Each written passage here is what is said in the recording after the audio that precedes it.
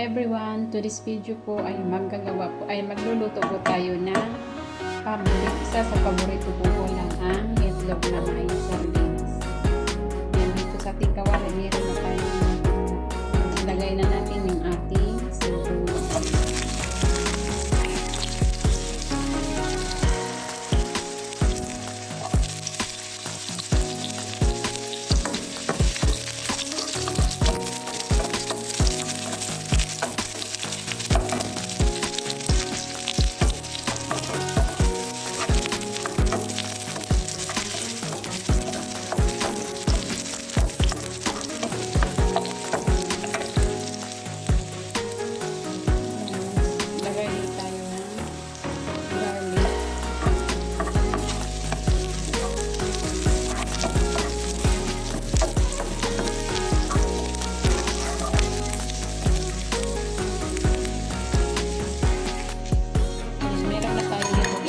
Nilagyan ko na ito ng asin at saka black pepper powder.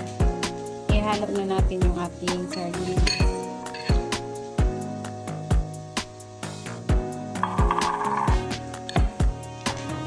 Ayan, madurugin natin yung ating sardinas.